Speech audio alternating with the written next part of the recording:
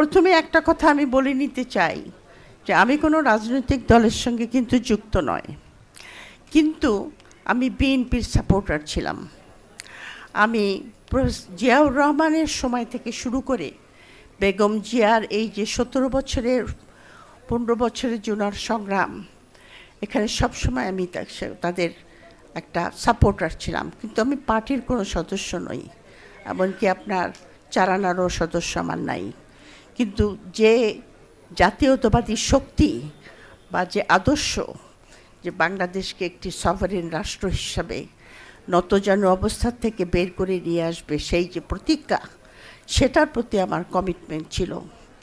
সুতরাং আমি সাপোর্ট করতাম।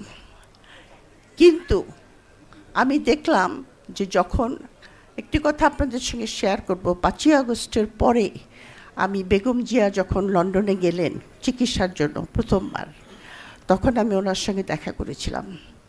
আমি দেখা করে ওনাকে একটা কথাই বলেছিলাম, আমি বললাম, বেগম সাহেব, আপনি তো রাজনীতিবিদ, কিন্তু আমি একজন একাডেমিক। আমার কাজ হলো আপনার রাজনীতিকে অবজার্ভ করা, কীভাবে রাজনীতি দেশে পরিচালিত হচ্ছে সেটা দেখা। তো আপনাকে উপদেশ দেবো সেই দৃষ্টতা আমার নাই, কিন্তু আমি আপনাকে একটা কথা বলতে চাচ্ছি যে আজকে বিএনপির সামনে, বিএনপির ওয়েলউইশার হিসাবে আমি বলেছি যে আজকে বিএনপির সামনে যে সুযোগ এসেছে, আপনি যদি জুলাইয়ের যে স্বপ্ন, এই যে আমাদের ছোট ছোট বাচ্চারা যে জীবন দিয়েছে, পঙ্গু হয়েছে, তাদের যে আশা ভরসা, তাদের যে স্বপ্ন, সেটাকে যদি বিএনপি ধারণ করতে পারে, তাহলে বিএনপি বাংলাদেশের রাজনীতিতে একটা স্থায়ী স্থান অধিকার করবে। এবং মানা না মানা আপনার ইচ্ছা, কিন্তু আমার মনে হয়েছে কথাগুলি আপনাকে আমি বলতে এসেছি আপনার সাপোর্টার হিসাবে। কিন্তু আমি দেখলাম যে পরবর্তী পর্যায়ে অত্যন্ত দুঃখজনকভাবে যেতে দেখলাম যে জুলাই আপনার অভ্যুত্থান, এটা কিন্তু একটা সাধারণ অভ্যুত্থান নয়। এই জাতীয় অভ্যুত্থানকে আমরা রাজনীতিতে বলি অর্গানিক অভ্যুত্থান। তার মানে হলো যে আপনার জনগণের স্বতঃস্ফূর্ত বিস্ফোরণের একটা অভিব্যক্তি। এটা কোনো নেতার দ্বারা পরিচালিত হয় নাই, অথবা বহিঃশক্তির দ্বারা। এটাকে অনেক জায়গায় আছে না, বহিঃশক্তি একটা আন্দোলন তৈরি করে দেয় নিজেদের স্বার্থ উদ্ধার করার জন্য। সেই জাতীয় আন্দোলন এটা ছিল না।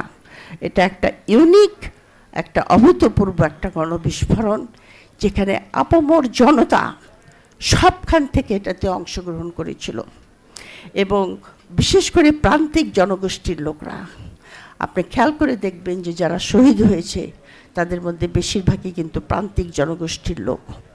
এবং যারা আপনার চক্ষু হারিয়েছে, 30,000-এর উপর আপনার আহত, 14,000-এর উপরে আপনার খুন, মারা গেছে, 3.5 লক্ষ রাউন্ড গুলি ছোড়া হয়েছে সারা দেশের উপরে।